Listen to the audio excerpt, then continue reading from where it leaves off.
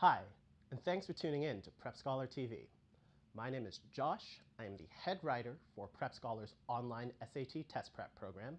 You can find that in the description box below. And today, I am going to talk to you about failure.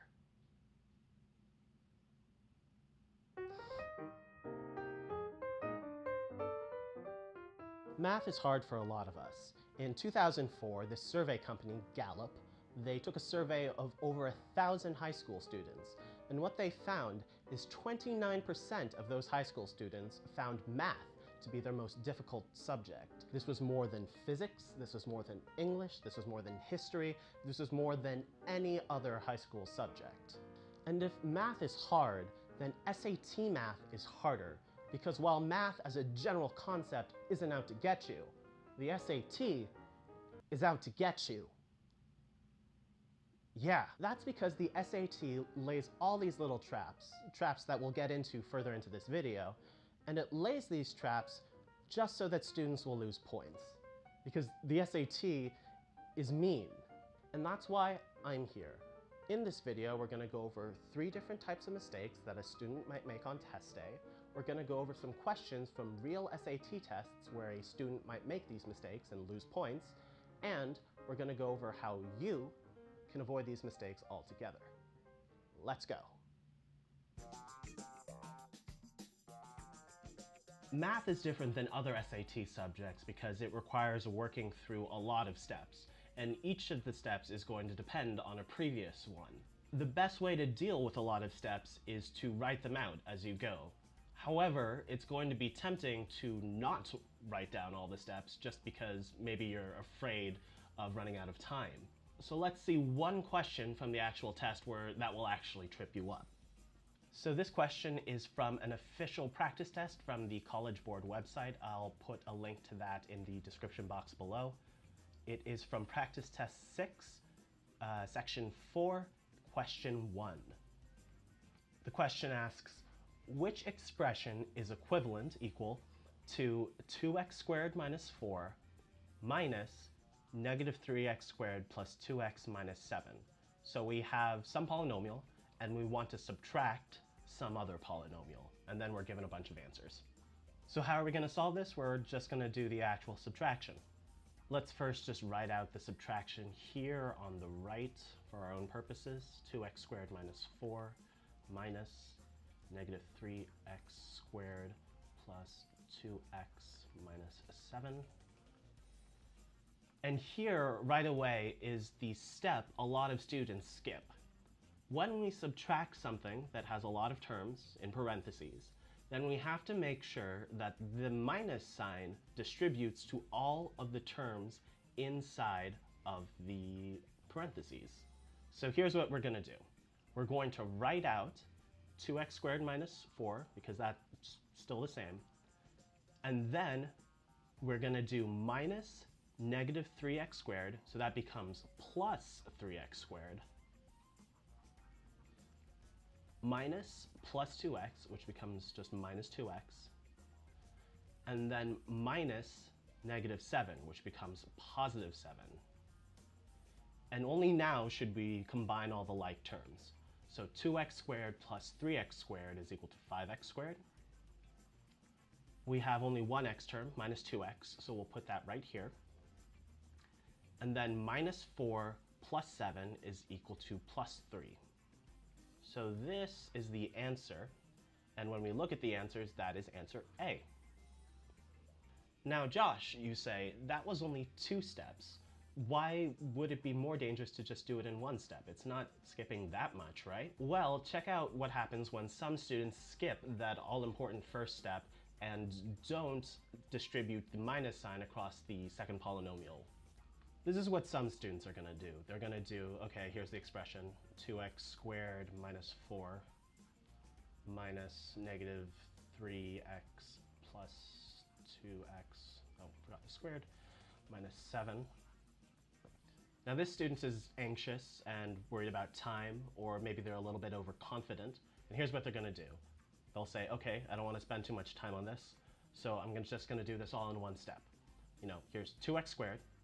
Here's negative 3x squared. So when you combine those, that's going to be 2 minus 3x squared, so it's negative x squared. There's only one x term, so it's plus 2x over here, so it's plus 2x. And then there's minus 4 minus 7, and when you combine those two things, it becomes minus 11. So this is the answer to this student, and that is actually answer C. You see? This student wanted to go really fast, and because they wanted to go really fast, this student said, okay, I'm just going to do this all in one step. And because they did it all in one step, they forgot to distribute the minus sign. And that wouldn't be too bad, right? Except the SAT also gave the answer that that wrong student gave as an answer. They made it answer C. The SAT gave that as a trap. And that is why it's important to always write down all of your steps. It is slower because, you're writing down all of the steps, but it will get you the right answer more often than if you had not written down all of your steps.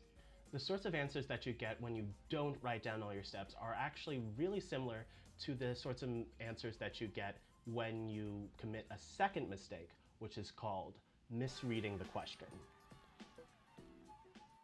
Misreading a question is a pretty understandable mistake. Everybody's misread something at some point in their lives. And on test day, it usually comes from one of two places. The first is lack of focus. Maybe your test day is on a Saturday and it's really early in the morning. And the second one, which I've already talked about, is test anxiety. I don't know if I'm going to be able to get through all the questions in time, so I'm just going to read them all really, really fast. And of course, the SAT has ways to trap students who misread questions. Let's look at another real SAT question. It comes from Practice Test 2, Section 4, Question 16. It reads, the table above summarizes the results of 200 law school graduates who took the bar exam. If one of the surveyed graduates who passed the bar exam is chosen at random for an interview, what is the probability that the person chosen did not take the review course? And then we're given a table, has 2 rows, took review course and did not take review course, has 2 columns, passed bar exam, did not pass bar exam. And all of those numbers represent students who fall into those categories. For example, the 18 means that 18 students took the review course and did pass the bar exam. So this is a probability question that relies on us using a table. First, we're going to do it the correct way and get the correct answer. And then we're going to misread the question and see how that leads us to a totally different and totally wrong answer. If we want to find the probability of something, then we should know the probability formula. It's something we should memorize. The probability of something is the number of ways to get what you want divided by the number of things that you're drawing from. In this case, what we're drawing from are the graduates who passed the bar exam, and the people that we want are the people who passed the bar exam who did not take the review course. Now we need to fill this in with numbers from the table. The students who passed and didn't review are going to be found in the passed bar exam column and the did not take review course row. That's going to be 7, so 7 goes on top. And the students who passed, that's going to be all of the students who are in the passed bar exam column. So that's going to be these 18 students and these 7 students. So 18 plus 7, that's 25. So 7 over 25 is the answer, and that is answer B. So that's the correct answer. So this is one of the easier probability questions that you might see on the SAT, but let's see how misreading the question can still get you a totally wrong answer. Let's say that I'm an anxious student and I'm just skimming the question instead of reading it because I want to get through it really, really fast. And because I skim the question, I completely miss this not right over here. It's like this not doesn't even exist. The underline didn't even tip me off. And because I misread it, it still looks like the people that I'm drawing from are the people who passed. But now it looks like the people that I want are people that passed and did review. And because of that, we're going to get a totally different answer. The people who passed, that's still 25 people. That's what we found earlier. But the people who passed and reviewed, that's going to be in the passed column and the took review course row, and that's 18 people. So that's going to give us 18 over 25, which is actually answer A. Because I didn't take the time to read what I needed, the SAT caught me in a trap, and it made me lose points that I should have otherwise gotten. So of course, the takeaway here is to be careful when you're reading. Read every word. In math, in the reading section, I actually suggest that you don't read every word closely. I suggest you do skimming and directed reading instead. But because math questions can be so densely packed with information, I do suggest that you read closely every question. You might have noticed earlier that if we hadn't known the probability formula, then misreading the question or not, we wouldn't have been able to solve the problem. This dovetails right into our next mistake, which I'm going to call not knowing formulas. This mistake is a little different. It's not a mistake that happens on the day of the test. It's a mistake that happens during the preparation that you do for the test. First, let's look at a formula sheet that the SAT gives you at the beginning of every math section. It is mostly geometry formulas. It has, the area of a circle and its circumference in the top left. It has some 3D shapes as well.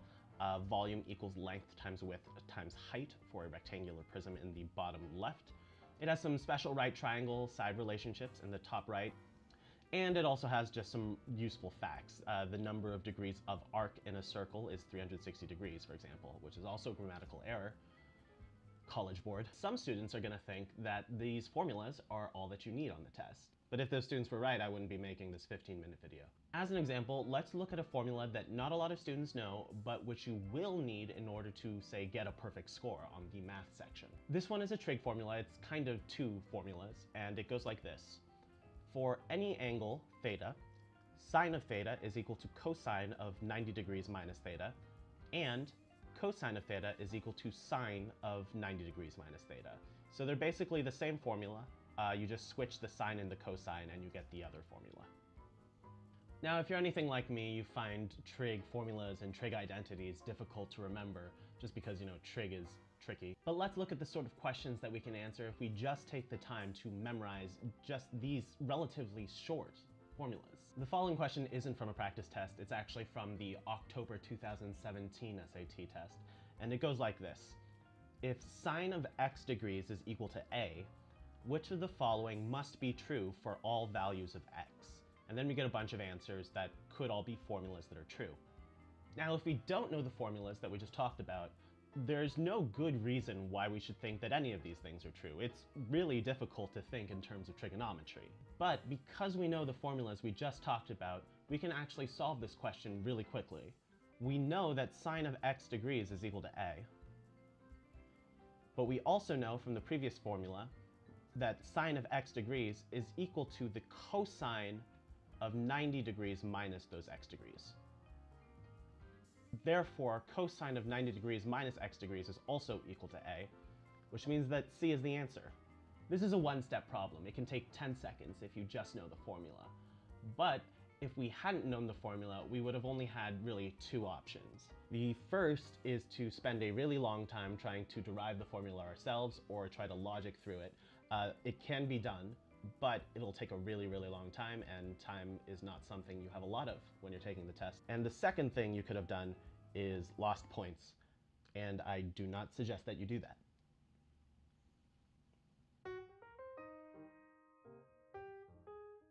So we just went over 3 different ways to make mistakes on the SAT math section, but what do these mistakes all have in common? Carelessness. Be careful enough to write down all of your steps. Be careful enough to be sure you're reading something correctly. Be careful enough to know every single formula that you need to know for the test. And the first 2 mistakes especially are born out of anxiety and nervousness. And that causes students to go too fast and skip steps and misread words. But remember, if you go too slow, you'll probably lose points because you won't get to every question. But if you go too fast, you're also going to lose points because of all the things we just talked about. There has to be a balance. Now, if you want more practice and you want a personalized study plan just for you, I highly suggest you check out Prep Scholar's online SAT course. There is a link to your free trial below. Also below is a link to the Prep Scholar blog, which has over 1,000 articles on the SAT written by Harvard graduates, perfect SAT scores, all the best nerds that I know. And of course, be sure to like and subscribe so that you can see more video content like this. Again, I'm Josh, and I'll see you on the next episode of Prep Scholar TV. Bye. Please forgive my bad handwriting. It's going to be in every video.